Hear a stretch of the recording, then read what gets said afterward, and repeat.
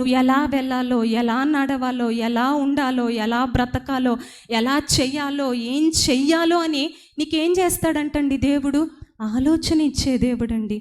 ఎవరు నన్ను గైడ్ చేస్తారు, ఎవరు నన్ను నడిపిస్తారు, ఎవరు నాకు చక్కటి సలహా ఇస్తారు, ఈ సమస్య నుండి ఎవరు నన్ను బయటికి తీసుకొని వస్తారు, ఎవరు దీంట్లో నాకు ఒక చక్కటి డెసిషన్ని చెప్పగలుగుతారు, ఎవరు దీంట్లో నేను చక్కటి నిర్ణయాన్ని తీసుకోలేకపోతున్నానే, ఎవరు నాకు సరి అయిన రైట్ డెసిషన్ ఇవ్వగలరు అనుకుంటున్నావా? అయితే వాక్యం తెలియజేస్తుంది, నీ మీద దృష్టి ఉంచి నీకేం చెప్పే దేవుడంట? ఆలోచన చెప్పే దేవుడు నీకు నాకు ఉన్నాడండి. నీ మీద ఏది ఉంచుతాడంటండి ఆయన? ఏముంచుతాడంటండి? దృష్టి ఉంచే దేవుడండి ఆయన. మన మీద దృష్టి ఉంచే దేవుడు ఎప్పుడూ ఉన్నాడని మర్చిపోవద్దు.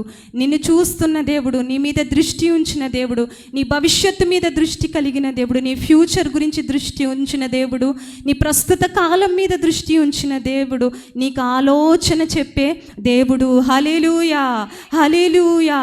అందుకే వాక్యం తెలియజేస్తుంది, నీ మీద దృష్టి ఉంచి నీకేం చెబుతాను నేను? ఆలోచన చెప్పే దేవుడు ఉన్నాడండి. మనకు చక్కటి ఆలోచన ఇచ్చి నడిపించే దేవుడు ఉన్నాడు. మన మీద ఎప్పుడు ఏది ఉంచే దేవుడు అంటే ఆయన? దృష్టి. ఒకవేళ నీ భర్త నీ మీద దృష్టి ఉంచకపోవచ్చు, నీ భార్య నీ మీద దృష్టి ఉంచకపోవచ్చు, నీ పిల్లలను నేను పట్టించుకోకపోవచ్చు, దృష్టి ఉంచకపోవచ్చు, నీ బంధువులు, నీ రక్త సంబంధికులు, నీ స్నేహితులు, మనల్ని ప్రేమించేవారు మన మీద కొన్ని సందర్భాల్లో దృష్టి ఉంచని సందర్భంలో ఉండవచ్చేమో, కానీ 24/7 నేను ఎప్పుడు కూడా నీ మీద దృష్టి ఉంచే దేవుడు ఉన్నాడండి. హల్లెలూయా, హల్లెలూయా. అందుకే దేవుని వాక్కు తెలియజేస్తుంది, నీ మీద దృష్టి ఉంచి నేను చూపిస్తాను నీకు ఆలోచన ఉంచే దేవుడండి. నీ మీద ఎప్పుడు దృష్టి ఉంచుతాడండి. నువ్వేం చేస్తున్నావు? నువ్వేం మాట్లాడుతున్నావు? ఎక్కడున్నావు?